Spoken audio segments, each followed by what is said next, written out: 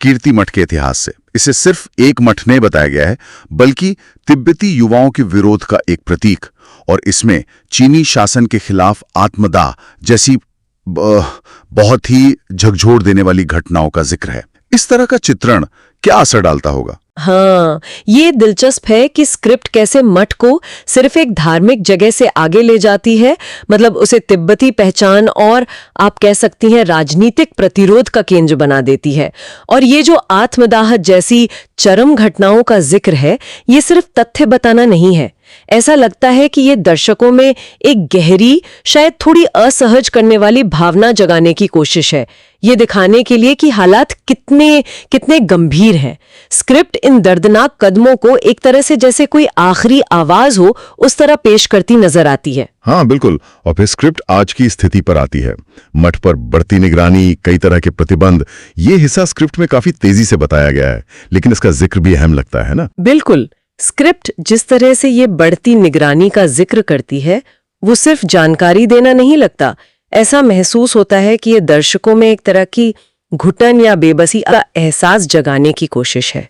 और अगर इसे बड़े कॉन्टेक्स्ट में देखें तो स्क्रिप्ट यही रेखांकित कर रही है कि कैसे इस तरह का नियंत्रण सिर्फ आवाजाही पर नहीं, बल्कि पूरी सांस्कृतिक पहचान पर असर डालता है। हाँ बिल्कुल, अभिव्यक्ति की आजादी पर यह स्क्रिप्ट की मुख्य चिंताओं में से एक लगती है। और स्क्रिप्ट यही नहीं रुकती, वो दर्शकों से सीधे सीधे सांस्कृतिक पहचान और स्वतंत्रता की मांग का समर्थन करने को कहती है। ये अपील तो काफी सीधी है। हाँ, ये स्क्रिप्ट का एक बहुत महत्वपूर्ण हिस्सा है। यहाँ लेखक सिर्फ जानकारी देने या भावनाएं जगाने तक ही नहीं रुक रहा है, वो आगे बढ़कर दर्शकों को एक तरह से एक पक्ष लेने और शायद कार्रवाई करने के लिए प्रेरित कर रहा है। स्क्रिप्ट का ये जो आग्रह है, दर्शक सहमत हो या ना हो वो अलग बात है, लेकिन ये इसे सिर्फ एक रिपोर्ट या विवरण नहीं रहने देता, ये इसे एक सक्रिय अपील बना देता है। और ये बात साफ होनी चाहिए कि हम सिर्फ ये विश्लेषण कर रहे हैं कि स्क्रिप्ट क्या करने की कोशिश कर रही है, हम इसका समर्थन या विरोध नहीं कर रहे हैं। सही कहा।